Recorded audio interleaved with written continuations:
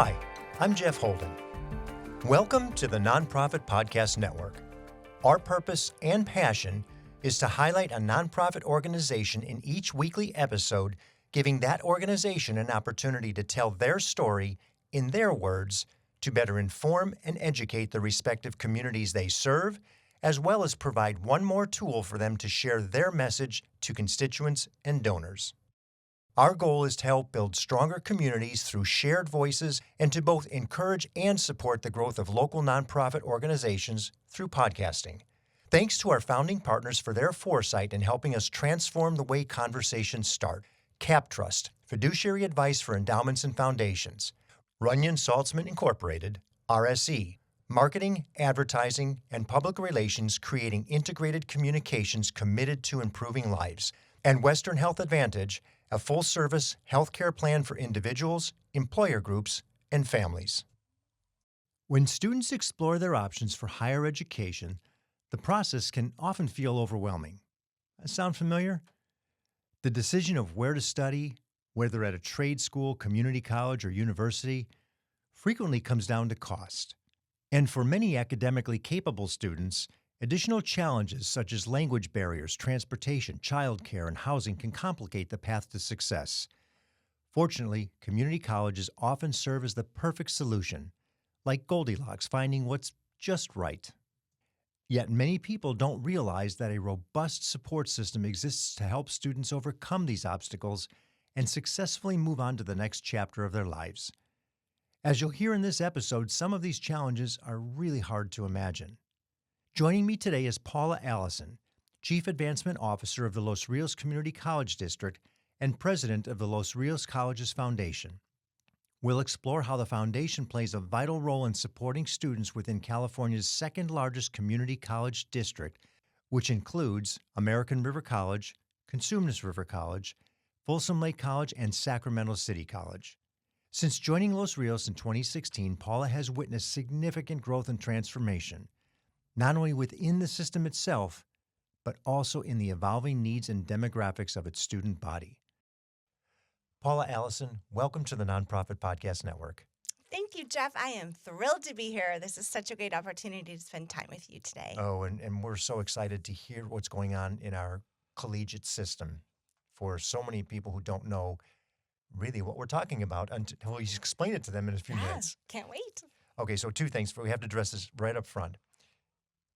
What is the Los Rios College system? Who is making up that community group of colleges? Yeah, great question, because Los Rios doesn't really exactly say the name of the colleges, does it? Right. When I started working here, people asked me if I worked for a river or an environmental organization. Oh my gosh, Yeah, I can see that. Yeah, exactly. It's Makes not sense, descriptive. right? So Los Rios is the name of the district, the community college district. That is the umbrella for 4 community colleges in our region, and that is American River College, Cosumnes River College, Folsom Lake College, and our oldest, Sacramento City College. So in addition to the 4 campuses, we also have 6 centers, and so we serve a really large region, over 2,300 square miles in our service area. Oh my gosh. Yeah, it's pretty big. So we actually go as far, as far east as Placerville and as far west as UC Davis. We're the only community college that has a campus on a UC. So that's pretty cool. And is that one of those additional 6 that you mentioned? Correct. That's Okay, one of those centers, we call them. Tell us a little bit about that, because I'm not sure I know really what that looks like. Sure. So a center really extends education deeper into the communities that we serve. We know that we want to be as convenient as possible. And so if we can go to the community, have classes for locals, there's a better chance that they'll come. So that was sort of the idea behind centers. And so we also have we have one in Elk Grove, we have one in Natomas. So we're really just spreading our footprint in a larger way. And you said it's on the UCD campus? It is, yes. So the community college student is actually getting exposure to Correct. the 4-year university. Yes. In tandem with their education. Absolutely. And so it's a really great opportunity, as you say, to expose them. Yeah. If their goal is transfer, then how wonderful it is to actually get to be on that 4-year campus. And then we have some really great partnerships between our faculty at our center and the UC faculty. There's a really cool program right now they're building on fermentation science. So that's pretty fun. You get to go learn how to brew beer and make kombucha. Yeah. But learn science while doing those things. That's so neat. Yeah. So now we've got the understanding of the colleges and what their names are and how they are attached to Los Rios. Yes. Can you tell us a little bit more about the community college itself? Yes. What is the distinction? Sure. Because we know we've got the universities in Sac State and UC Davis, but the distinction between the community colleges as either a feeder and or a sole source, and they go on to employment after that. Yes. I mean, when people ask me to describe who we are and what we do, I like to say we are the Statue of Liberty of higher ed. Bring us your... Yes, because that is who we serve, and we are an open access institution, so anybody that wants to take a class can come take a class at a community college. And we educate over 2/3 of Californians. The California community college system is actually the largest system of higher ed across the country. So we educate a lot of people, and that might be somebody who's wanting to, as we talked about earlier, transfer to a 4-year, maybe save some money along the way, figure out what they want to do in small class sizes with a lot of support. But another really important element of what we do is train the workforce. And that's why I think we're so critical to a region. We are able to be nimble and listen to what the needs are of our region, and then make sure we have a certificate program so that if folks want to come and upskill, get a certificate in a year, and leave with a high-paying job. And I think when I think about our mission is really just to really improve social and economic mobility. Again, whether you're going to join the workforce right away or you're going to transition to that 4-year and get your 4-year degree. We were talking earlier as we were prepping for the conversation, and something that just blew me away. The system is 62,000 students. 62,000 students. Yes. That's almost double the size of Sac State. Oh, it is. Yes. It's a massive number of people you're working to educate. And the perception, I think, so often is that we think of a college student. College student is an 18 to 23, 4, 5-year-old student. But at the community college, and even to some degree, I'm sure, at the university level, that's not necessarily the case. No.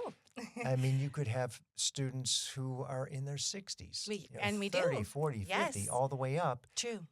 And students may be single parents. Students may be family members. Yes. Meaning Many the of them parents are. of children. Tell me a little bit more about that. What does that complexion of the system look like today? Yeah. Great question. And it's changing, as it is even for our 4-year counterparts. But a couple of really exciting things I think that have happened. So to your point, we, in that 18 to 24-year-old range, that's about 51% of our students. So again, about half are not traditional age. Right. One area that has really grown in the pandemic and to now is actually our under 18 population, and that's at 6%. Wow. And that is because we've had a very distinct focus on dual enrollment. And dual enrollment is enrolling students who are in high school so that they can start to get exposed to college and start to earn college credits. So you and I, we're probably familiar with advanced placement. That used to be what everyone did. Taking AP classes, Mom. Exactly. Let's boost that GPA. Let's earn some credit. Well, the problem with AP is that it costs money.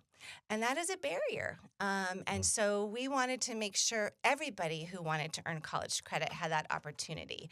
So there's really been a movement even across the state and country because we also know that not only are we removing that financial barrier for students, but we're exposing them to what they can do. So if they have success as a freshman or a sophomore in a college class, all of a sudden they see themselves as college-going material. And we've seen that. And we've also seen that their success rates are actually higher than our native students, their older students. So we've grown, even, last fall, I think we've grown over 30%. We've grown 130-something% even in the pandemic. This is in the under 18? In the under 18. So Wow. we're serving over 5,000 students this fall in high school, basically. And just the confidence they would have coming into Yes. the system with experience already. Yes, absolutely. You know, Absolutely. And I mean, some of the ones that are gung-ho, and we are certainly working, we actually have a couple of middle college models, but that is that we really would love it if those students came out with their AA degree.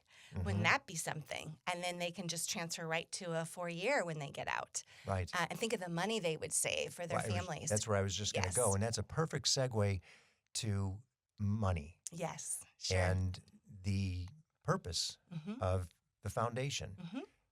So we think about the school. We know there's tuition. We know there's cost. There's books, and in some cases even a residency, depending on where you are and how you're doing it. It can get expensive. Yes. And depending on the individual, you have somebody 50, 60 years old who's just looking to re-enter the workforce for some reason because the job disappeared or whatever it may be, and they need a new skill set. Yes. What does the foundation do? Why does the foundation exist? Yeah. Because again, we think, I give to my grammar school. Right. It's a private school, so we contribute. Maybe to the high school, private school, we contribute. But when we get into the state system of colleges, you tend to expect that that's taken care of. Hence, the foundation. Right, exactly. So walk us through that. Sure. What is the purpose? Why does it exist? What does it do? Sure. So our purpose is, we have one purpose only, and that is to raise money for students in colleges. So we are the 501c3 philanthropic arm for all of the 4 colleges, as well as the Harris Center for the Arts. So day in and day out, our goal is to raise as well funds. as the Harris Center for the Arts. Yes, I can't wait to Yes. share with you a little bit more about that. But the why is, I don't think folks realize the need that our students have. And it goes back to the population of who we serve. So it's sort of crazy. I always think of it as an upside down pyramid. But, to your point, tuition is definitely cheaper, tuition and fees for community college students. In fact, for many of them, it's covered thanks to the California Promise Grant that the state has in place for low-income, first-time, full-time students. But that's not the whole cost. So when you look at the cost of transportation and books and supplies and housing, there was just a report done by the Institute for College Access and Success, TICAS, and they looked at our region in particular. So compared a Los Rios campus with Sac State and UC Davis, and the problem in the community college world is our students are eligible for the least amount of financial aid. It's kind of crazy. So our students receive the least amount, so that means their nut is higher. So the differences are pretty significant. So for Los Rios, when you look at what the net costs are for one of our students, it's $20,500, and that is $4,600 in financial aid. For a Sac State student, it's $17,100, and that is $14,000 in financial aid. And for a UC student, it's only $12,000 net cost with $28,000 in financial aid. So it doesn't make a lot of sense. Yeah, it's almost logically. backwards. It feels backwards. So the most sophisticated university, medical university, let's say Yes. UC Davis, Yep. has the most support Yes. for the student, Right. whereas the student who probably needs the most support Yes. at the community college, which is why they're going to the community college in the first place, Right. gets the least. Exactly. And, we always bemoan, well, why do our students work so much? They really need to focus. They need to get through here in 2 years. Because they have to. They have to. When you look at the statistics, the average community college student working over 36 hours a week, 47% of our students versus a Sac State or UC student, it's 22%. That was my next question. I was just going to say, I hope you have that stat. I do. Yeah. So from virtually half of the students are working to support themselves, Correct. whereas in the four-year universities Yes. locally, a quarter. Right. And when you also look at our student profile, about 47% are low income, a quarter are below the poverty line, 27% are the first in their family to go to college. So many of them are taking care of siblings or parents, or to your point earlier, their own children. So it is a sacrifice to come and get their education. And so we want to do whatever we can to support them, to get them through and to achieve their dreams, whether that be, again, to go to the workforce right away or to transfer. So we exist to raise money to support them. And I can share with you some of the ways we do that. You can keep going. Okay, all You right. just keep going, You Paula, got because it. you're on track Sure. and spot on. That was the next question. Excellent. What does that look like? Yes. So for us, I mean, our bread and butter is still scholarships. We know that a $500 or $1,000 scholarship just means the world of difference to a student, and it removes some barriers so they can pay for that rent, or they can buy their books and be prepared. So that is a big focus of ours, is just to raise money for scholarships. We also have some focus areas where we know there's certain populations of students that could use some extra assistance. So, for example, our athletes, our student athletes. It used to be that our athletics programs were, well, still is, our athletics programs were funded on bookstore revenues. Well, you can imagine how well our bookstore revenues are doing. So they just continue to dwindle.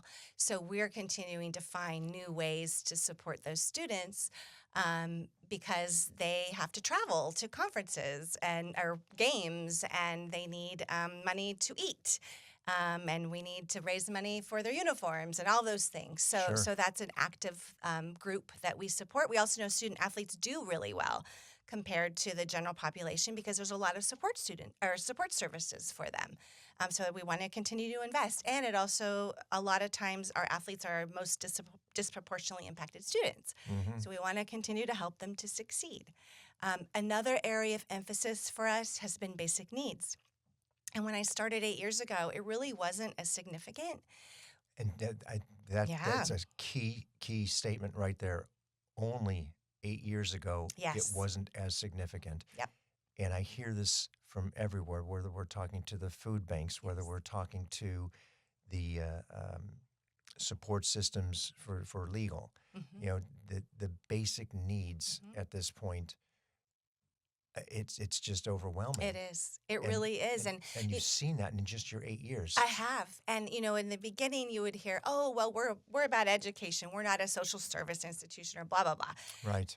Everyone has embraced that, you know what, if you are hungry or you don't have a place to lay your head at night, how are you supposed to study and do well in school? Right. And it just takes all of us together to help our students. So I've been really proud of our district. At every single one of our campuses through the pandemic, we created what is called a basic needs center. So it's a one-stop shop for a student to go to the food pantry, to visit the clothing closet, to get an outfit so they can go interview. Right. We created an emergency hotel voucher program in the pandemic. So if you really just needed a place to stay for a week or so until you get your everything together, maybe you're just saving money for a rental deposit, you have a safe place to go.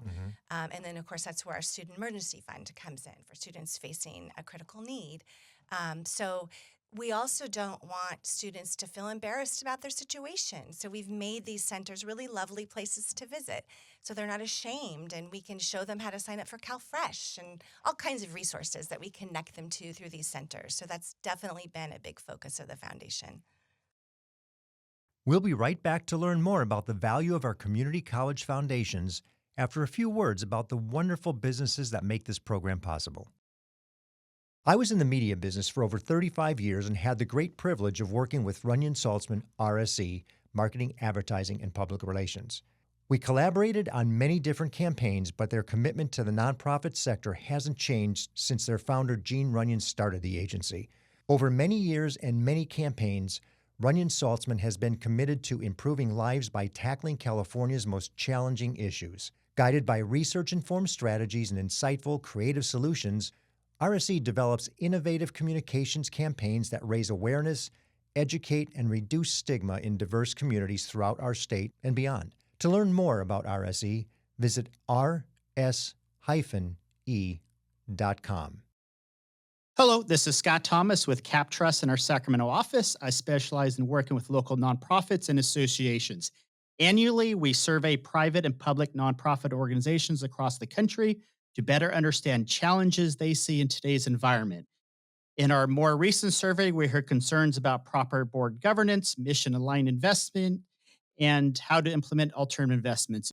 If you would like a copy of the survey or to discuss your organization, look me up, Scott Thomas at captrust.com. I'm thrilled to have Western Health Advantage partnering with us as they do so much to support so many nonprofit agencies in our community. As a truly local health plan, you'll find individual and family options, employer options, plans for CalPERS and Medicare Advantage. From medical services to pharmacy, health and wellness support, as well as behavioral health care, Western Health Advantage has a plan that fits what you need. As an employer, for profit or nonprofit business, individual or family, you can find more at westernhealth.com. As we go through the progression of services that are offered, you also have some other programs, the Dream Center and DACA. What does that look like from the foundation's perspective to the student perspective? Sure, absolutely. That is such a timely question. Well, yes, Yeah, today. it is today.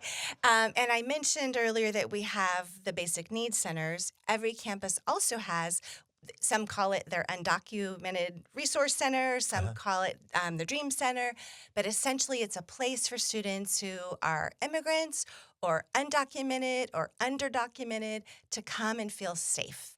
And to feel like they have people that understand their situation, and again, to be connected to resources. So in the last month, the foundation, thanks to undesignated dollars, we really appreciate those, because when needs arise, like the one I'm going to describe to you, we are so thankful we're able to meet the moment. And by undesignated, yes. those are like unrestricted. Yes. Unrestricted funds. Exactly. So we have, we call it the Los Rios Colleges Foundation Fund, American River College Fund, CRC Fund, FLC Fund, SCC Fund. Yes. So it just allows us flexibility to serve wherever the greatest need is. So in this case, given the uncertainty that population is experiencing and really some fear, we have created what we're calling Dream Center funds. And it's an opportunity for the staff at those locations just to work with the students and understand their needs. It might be DACA renewal. It might be legal fees. It might be they need a laptop, whatever it is. But we've now established these 4 Dream Center funds on each campus. And it's just a wonderful way, again, to be able to meet the moment and to meet a really significant need right now. And with the influx of immigrants into the community. Yes. From so many different areas. Yes. And we have another thing that we do is grants in my shop. And we just found out that we received a little over $900,000 for the next 3 years. For $900,000. $900,000. It's just wonderful. A little $900,000. And that's for the district. But yes, and that's that will support. huge. We have a wonderful program called Refugee Career Pathways, and this grant in particular will be helping our Ukrainian students just be connected to do some ESL training, learn, be connected to jobs. It's just an incredible opportunity. Yeah, I'm thinking, I have people sit in that chair. Yes. If they heard 900, I know, and that's 3 times my annual budget. Yes, and believe me, it is very significant to us too, and it's over 3 years. Yeah. And it's over 4 campuses. Yeah. But super grateful That is to wonderful. hear that news this fall. Who would be some of the collaborative partners that you work with? Who Sure. do you see as instrumental in supporting the foundation? Yeah. Great question, because we certainly could not do this alone. Right. So our number one partners are our donors, and we Yes. are so grateful to them. Every gift, no matter the size, is so meaningful to us. I also want to give a shout out to the Los Rios Colleges Foundation board. And that is a group of business and community leaders who just continue to amaze me and roll up their sleeves. I have 3 jobs for them, as I tell them. They're ambassadors, they're advocates, and they're askers. And they do all 3 with just such skill and grace and joy. And so I'm really grateful to that. But, when I think about some big collaborations in the last few years, I just have to thank some corporate partners that have really come alongside us. One that pops into my head is Kaiser Permanente. And early on in COVID, they had gone through a process. Believe it or not, it had to do with construction. They couldn't get their medical buildings built. Oh, sure. Yeah, I and can that's appreciate right. that. And we know construction is a sore spot for a lot of places in our region, Yep. having enough skilled construction workers. So they brought together their subcontractors, and then somebody on my board from Capital Impact, Alex Tagavian, or my past board chair, incredible person. He brought us all together so that we could understand what their needs were, like what specific skills they needed the construction workers to have. And then we were able to work with our wonderful faculty at Los Rios College to really be nimble and understand like what tweaks to the curriculum were needed, but also we were able to use scholarship money from Kaiser Permanente to attract new people into the field. So women, people who were disproportionately impacted, formerly incarcerated, because they want diverse workers too and help Sure. to lift folks out of poverty and into social mobility. So it's been an incredible partnership, and we are lucky. So we have the apprenticeship, the pre-apprenticeship and construction programs at Consumnes River, but then you drive across Sacramento over to American River College, and we house the apprenticeship programs for the trades industry. And that is really what Kaiser is looking for students to join the professional trades. And so we have a scholarship for students who transition from the pre-apprenticeship over to apprenticeship. And we're removing barriers. So the construction students, they have to take a test, and we pay for the test through that scholarship. We give them this enrollment scholarship. They finish, they get a milestone scholarship. So Yes. we've really seen the impact Kaiser Permanente has made through that scholarship.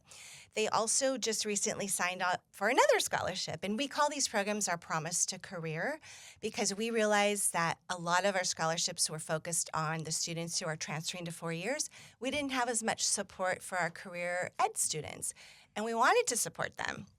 And so they just gave us, so the first one was $225,000 for construction. They just gave us a $50,000 grant, which we are so grateful for our allied health students. And that is, our allied health students have lots of barriers when they graduate. These are such competitive programs. They're so hard. They finally get through to the finish line. And that's why we call these finish line scholarships. And they have to pay for state licensing and testing, which so is they're very perfectly expensive. qualified and Perfectly capable and qualified. competent. They're They ready just to go can't to work. afford to go to work because Yes. they can't pay the fees. And they've done all this hard work to get there, but then it's their last barrier. So Kaiser Permanente has helped us. So we've started a campaign to raise money for finish line scholarships. Another partner is Schools First Federal Credit Union. Yep. They've been a longtime partner of Los Rios. We're about ready to announce a $380,000 partnership over the next 3 years. Super excited about that. They are doing a myriad of things with their dollars. They're doing a really incredible event at American River College where we bring in high school counselors. So that's wonderful outreach to the community professionals to bring them on campus to make sure we're all in alignment to do what's best for our students as they transition from high school to college. They really have been incredibly supportive of our classified professionals, which our campuses just run because of the classified professionals. Sure. So some professional development and appreciation there. They're supporting our wonderful faculty by sponsoring our annual tenure reception, and they've established a scholarship endowment. So some wonderful things. And one last collaboration I'm just so excited about, it's got to squeeze in, is with Sutter Health. Sutter Health has just, literally given us millions of dollars in grants and philanthropy over the years. But I mentioned the centers earlier. Yes. We are going to be outfitting the Rancho Cordova Center We're naming it the Folsom Lake College Rancho Cordova Center, empowered by Sutter Health. And what we're doing is with a $2.5 million investment, our largest gift ever. They are completely outfitting the center to train students for specific allied health jobs. We're creating a brand new program to Los Rios, radiology tech certificate. We are partnering with the local high school, Cordova High, because they have a healthcare pathway. And so we're all connecting and partnering together. So it's just incredible. And we are so excited and thankful for that investment. And we hear so much about the Sutters and the Kaisers contributing to the community. Yes. And their contributions create the workforce. Absolutely true. This isn't just, here's some money for your organization to prevent or support.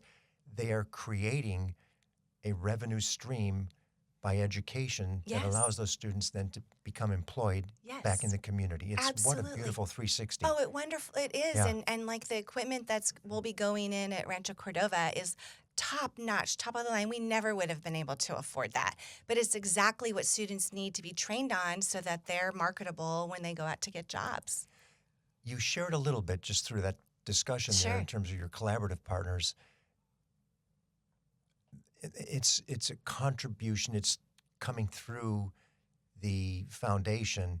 How else do you raise money? Where does the rest of your budget come from? Sure, absolutely.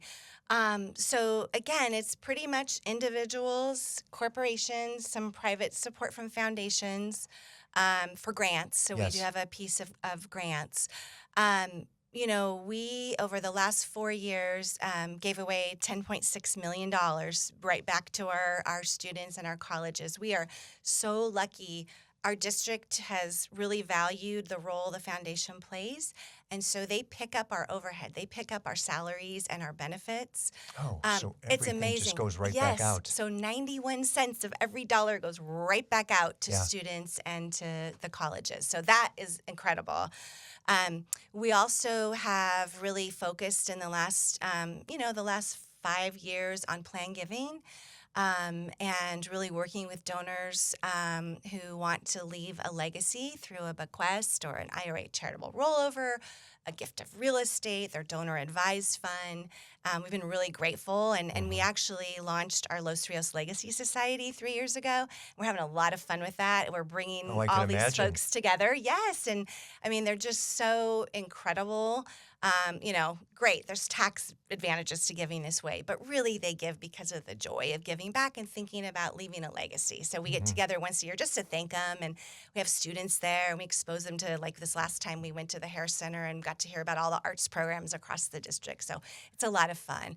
But then thinking of legacy, something that is really important to us is continuing to build our endowment, because we want to make sure that long after I'm gone and my team is gone, that there's money in perpetuity. And so when I got here 8 years ago, our portfolio was worth $10 million. And today it's worth $29 million. Oh, that's amazing. So we have really focused on growing our endowment. We have an incredible finance committee. We have an incredible investment manager. But really, it's because of folks stepping up and deciding to create these endowments that last forever. Another cool thing we did about a year and a half ago, we received a wonderful $1 million current use gift. Again, that was the largest gift at the time from a retiring faculty who wanted to do something with the art department at Sac City College. But we talked to him, and together we established a separate endowment portfolio, an ESG portfolio. Oh. So now we offer two, and it's been really nice to have donors have that choice to decide how their dollars are invested, and we've seen a lot of donors excited about that. Well, and that gives everybody the confidence, the sustainability of the organization. Yes. The sustainability of the ability to contribute to support the students. Absolutely. And, I'll share a personal story if I may. So my mom passed a few years ago, and she was a public school principal for 30-something years. But single mom, raised by just an incredible single mom. And when she passed, my family decided to start an endowment in her name. And, for the community, our endowment starts at $10,000, which is actually a bargain compared to some of my higher ed Sure. sisters. And so we just worked on what was called an emerging endowment. And so we just started to give until we hit that $10,000 mark. And now we have this incredible $500 scholarship that goes out to students who were raised by a single parent. And Perfect. we had our scholarship report. Of course, I'm not involved in selecting it, but my sister and I had so much joy, and my girls reading about who we got to support, who went off to UC Berkeley to do great things. And now you can follow that student And now we that can you're follow. responsible Absolutely. for, who is out Yes. in the world in doing the world, their thing. doing their thing. Yeah, and thanks to my mom. Yep. How neat. It's neat. Thanks. So, foundation budget. What is the size of your budget? I was going to do the math on that over the 4 years, but I don't want to be incorrect on that. Sure. Well, my overall, my portfolio is 29, and then we end up spending about $2 million a year. Okay. But again, that's mainly, it's less than, it's like 150 to 300 in like administrative, Yes, my Razor's Edge platform. But it's over $2 million is going back out to the campuses. And that really is not inclusive of what Sutter's doing with the center or what Kaiser's doing with some of the programs, correct? Or is that inclusive? Well, it's inclusive in that that's part of the money that I would give back. So we're basically like a pass-through in a way, if you think about it. But we're a pass-through, but we're the stewards of it. That's why we exist, to make sure that when a donor gives us dollars, that it's used properly. And that's our role. Okay, Yes. and where the distinction may come is if it's restricted for a particular situation. Absolutely. Okay. Yes. And Okay. most of our dollars are restricted, either for scholarships or a program like you just shared. Right, okay. Exactly. Well, you've got a lot going on. It's so fun. I have never had a boring day at work. I love it. Let's take a minute for our own dream center here. Yeah. Oh, yes. If budget wasn't an issue, if you didn't have these constraints of you only have so much money, what if you had all the money in the world? What would it look like? Oh my gosh. Well, I always say I'm in the dream business because I get to help donors realize their dreams and students realize their dreams, and I'm the matchmaker and put them together. And now I get to dream. That's very exciting. Money. So, you heard me say that, we gave out the $10 million. Well, I think a good example is scholarships. So last year we had a little over 600, I think it was like 650,000, just basically about the same number of students. But we had thousands of applicants. And so, man, if we just had more dollars to support students, and, I say it for two reasons. One, because they need it, and it helps them stay in school and achieve. But also, I think, time and time again when we get, because we have our scholarship recipients always send in a thank you, and we always send a report out to every donor. But they always say the best part about the scholarship is that somebody believed in them. And that, to me, is priceless. And so I would want that for as many students as we possibly could have. The other thing that is like total blue sky, but but this is it. But this is it. You said Dream Center, right? Who knows? Somebody listens and says, I like that idea. Yeah, really. Well, this is a big idea, but there's elements of it. So the big idea is student housing. Just like everywhere else across the region, housing is a problem for our students, and it's the number one reason why they ask for help in the Student Emergency Fund.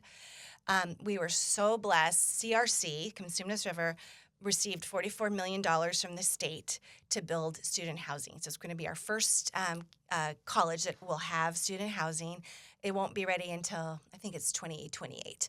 It'll be for low-income students, 147 beds. And so we will end up doing a fundraising campaign around that to try to raise some money to help make that rent even cheaper for students. But aside from somebody coming forward and being willing to build a student housing, I do think there are things that we can do collectively to take that burden away from students. I would love to start like a rental deposit fund. so that a student who just needed $1,000 For the deposit. for that deposit, that is the biggest barrier. I hear it all the time. Yes, I they hear can it. pay the rent. They just Yes. can't. It's almost, it's equivalent to that down payment on your house, right? Yep. It's so, and then when they don't have a place to stay, then everything spirals downward. Right. And so if we could just raise some money for that, boy, that would just make me thrilled because I know what an impact that would make. And this is kind of going hand in hand because you blended that conversation. Yeah. Greatest need for the foundation. What do you see as the greatest need? Yeah, and it is very much Is it the connected. homelessness? So we have an incredible fund called the Student Emergency Fund. And it is a fund that we started before COVID. And we were starting to really raise money separately just for that. And the idea behind it is a student in crisis can come, they fill out an application saying what their crisis is, and then we would give them a $500 check. Mm-hmm. And we found that really was all the difference. And we're talking, some of them just needed $200 because the tire blew on their car. But if they don't have the money to fix the car, They can't go to make it work. to school. They can't go to go to school. work. Yep. Yeah. So it's just, again, it's that spiraling down thing. And then COVID hit, and then our district, I'm just so proud of and so grateful. So many of us got HERF dollars, state emergency dollars. Mm-hmm. Our district decided to give the foundation an allotment of it for the Student Emergency Fund. So we went from giving out, we were so proud right before COVID, we gave out the most amount of student emergency funds, which was 79. In COVID, we gave out $17 million worth of student emergency funds. We were able to up it to $1,000. So we were able to support 17,000 students instead. And that has just been incredible. We have so much data now. We know that a student who receives a student emergency fund persists better, so it goes from one semester to the next, and their success rate is better, so their grades are better. Again, because that emergency situation is off their plate, they're not stressed, they're able to focus on school. Right, you've taken that burden of worry for just basic living skills. Exactly. Or basic living needs. Right. Versus, I have to go to school too. Exactly. So we had to spend all the money this December, so we're out of that money. And so it's just breaking my heart to go back in January. We'll go back to the $500. But, I have $100,000 to give out. Mm-hmm. I'm being very careful with my dollars, and I have a budget so I can give out for the next 3 years $100,000. If I could raise more for that and help more students, so going from 17,000 to 100 is heartbreaking. Right. Right. It's the most I can do. And again, I was so grateful we could impact that many students. But that's certainly weighing on my heart. Well, and again, for somebody who's listening who might know, every contribution helps here. Absolutely. Because that's going to move right back into the student population. That is so true. To benefit a student. Yes. What's the best way to learn about the college? How does one find out? Not the college. No, colleges, that's okay. You have to say the foundation. Sure, I'm bet. so wrapped up in the students and the college Yeah. part of it, but the foundation is what's supporting those students. So how do we find out and get the information if we want to either contribute or just learn a little bit more about it? Sure. Well, definitely would invite someone to go to our website, which is foundation.losrios.edu. Okay. So and because that one's a mouthful. LOSRIS.edu. Yeah. You'll put that in. I'll Okay, put that excellent. in the show notes. I absolutely Okay. put that in the show notes. And then same thing with our email. It's just foundation@losrios.edu. Okay. So there's just some general information. I was like, oh gosh, darn it, we're in the middle of redoing our website. So stay tuned on that. That should be in the next couple of months in the new year, but there's still a lot of information. So you can learn a little bit more about our programs. And there's a lot of them. And we do have it up behind us, and I've obviously excellent. gone through it and looked at it. And Good. It's fairly intuitive today, so I can only imagine whatever you do, it's going to be an enhancement to it. Yes, thank you. Yes, we're just trying to simplify it to make it easier, Yes. kind of to understand those buckets we talked about. So scholarships, basic needs, program support, department support, and then our annual fund. And do you have a minute? Can I tell you? Please, Okay. absolutely, yes. Because the one thing we didn't touch on was the Harris Center, and Yes. it's so unique, and it is something that we support. We kind of consider it a program, but the Harris Center is an incredible performing arts facility located at the Folsom Lake campus. And it's, let's see, this February, I think it's celebrating its 12th year. Can't miss it off of East You Bidwell. can't miss it off And of I East love the Bidwell. performances there. Yes, it's right on the hill. But, it really is a gem. It's a gem for our students to have, first and foremost, the instructional ability to perform on those stages. There's 3 stages, whether it be our small 100-seat recital hall or our 800-seat large theater, stage 1, and then we have a small 200 mid-size, the city theater. But it's an incredible opportunity. We have a really great technical theater program, and the students are building sets, and they're getting hired by Broadway Sacramento and Music Circus, and it's been a TEDx great talks and exactly, on and on absolutely. And on. So yes, as a matter of fact, tonight I'm going to go see Hadestown. So we have an incredible Broadway series right now. So we have the instruction, we have Broadway. We also have really great community partnerships. We're the home of the Folsom Lake Symphony. El Dorado Musical Theater, the Pops Chorale. So we partner with our nonprofit partners, so they have an incredible place to come. But what my role in the role of the foundation is, just like any other performing arts venue, ticket sales do not cover the cost of running an incredible performing arts center like that. So philanthropy plays a really big role in closing that operations gap. So we have a really exciting membership program. We've revamped it in the last couple years. We have over 30% growth this year, the amount of members. Last night was the opening night for Hadestown. We did a beautiful Art of Wine reception. We invited our local wineries to come pour. We get to hear about them. We invited in the Folsom Lake Choir to sing for us. Oh, how fun. Oh, it was so fun. Nice place to just mingle and get to know each other before going to the show. So we have some great membership benefits, but we also do some really cool things for the community.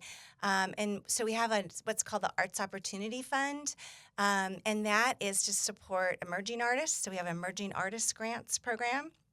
And then we also have our Class Acts program, which is school matinees. And for example, last year we relaunched and had over 1,200 Title I elementary school children come. And we were able to provide the tickets and the transportation for free. So many kids had never been to a theater before. I was just going to say, I wonder how many of those kids even had a clue what they're going to be walking into when exactly. they got there. Exactly. They were so excited. Sure. So I just love the Harris Center, and I feel like it's a privilege that the foundation gets to play a role in helping to have it thrive and continue to serve the community. Well, and what a great community asset it is. It is. For anybody in that greater region. Yes. From a proximity standpoint. Yes. We hadn't had that prior. No, we hadn't. There was nothing like it. And it's a quick drive up 50 if you're in Sacramento. Easy Parking access. is easy Yes. access. Parking is so cheap, $2, and great shows, and it's safe. And so I invite anybody to come and see a show. Well, just as an aside, do we have the website for the Harris Center? Yes, it's harriscenter.net. Okay. Yes. So harriscenter.net. Yes. I'll put that in the show notes as well. That'd be great. Thank you. Because so much happens there, and so much good happens there in terms of not only the performances, but the educational series that go on. Yes. And I'm not even sure of all the other pieces, but I was thinking of, because I'm a theater mama, and my daughter did it in high school, and so the Linnea Festival, which any parent who's had a theater kid, it brings in 1,400 high school theater kids to have 3 days at the Harris Center and get it's fun. wonderful. How so again, fun. it really is a regional gem, I would say. Yes. With a lot of access. Yes, for absolutely. a lot of different organizations. A lot of different organizations. Well, Paula, this has been so enlightening. Thank you. And I think it's educated a lot of people to these resources they have right in our backyard over a course of those 4 schools. Yes. Like you said, 2,300 miles? Yes. That's an unbelievable envelopment, not to mention the fact that it's 62,000 students. Yes, and I invite any community member, come take a class. The one thing we didn't talk about was really the transition to online. And how, I'm so proud of our faculty for pivoting so quickly. But we are about 50-50. Depends on the campus, but virtual to in person.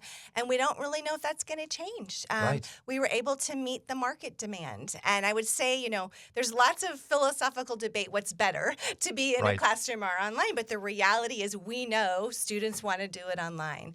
So now you can take a class if you live in Tennessee. At one of our basic needs. If you don't have a car, what are you going to do? Absolutely. You can still get the education, so then you get the job to get to the car. Exactly. Right. So we have this incredible inventory now of classes open to anybody in the community. Oh, so I'm glad you offered that because people need to know. That's so important. Yes. Well, we see the changing face of our community. We see the difference in the people who are now putting the expectation on the services and the opportunities and education that we offer. And what the foundation is doing is allowing so many more people access to that education. And we all know that education is the pathway to success. Yes. It doesn't necessarily have to be that four-year education. It can be to a trade, and trades today, they pay so well. They do. So just getting through and understanding and having an opportunity and know that you've got the security that you will likely get to a graduation because you're supported in some way, shape, or form. Back to your point of you gave the confidence. You gave me the confidence. Somebody believed in me. Yes, somebody cares about me. I'm going to go through it, and the foundation provides that. So for you and your team and the people that are making that happen, that dream of getting through school with an education that's a college education to get them onto the next best job and or the next best education through a four-year university, thank you for what you do. You're welcome, and we're just grateful to our community for partnering with us in our work. And what a wonderful enthusiastic steward you are. One of the most enthusiastic people I've had good. in the chair. Well, you could tell. I'm very passionate about my students. It's that energy and that expressiveness, and I can only imagine what that does when you're presenting to somebody for either a grant or a donor or whatever, how absorbed they are in your story. Well, we can get excited together about the difference we can make together. Absolutely. Well, thank you. Thank you, Jeff. Thank you for listening to the Nonprofit Podcast Network. I hope you enjoyed the episode. If what you heard moved you, please reach out to that organization and do what you can to help. If you like and appreciate what we're doing to support local nonprofits, please give us a positive review, subscribe, and share. If you're a nonprofit with an interest in participating in an episode, you can reach me at jeff@hearmenowstudio.com. If you have a need for the services or products our sponsors offer, please reach out to them. CapTrust, fiduciary advice for endowments and foundations. Runyon Saltzman Incorporated, RSE, marketing, advertising, and public relations, creating integrated communications committed to improving lives. And Western Health Advantage, a full-service healthcare plan for individuals, employer groups, and families. The Nonprofit Podcast Network is a production of, is recorded at, and edited by Hear Me Now Studio.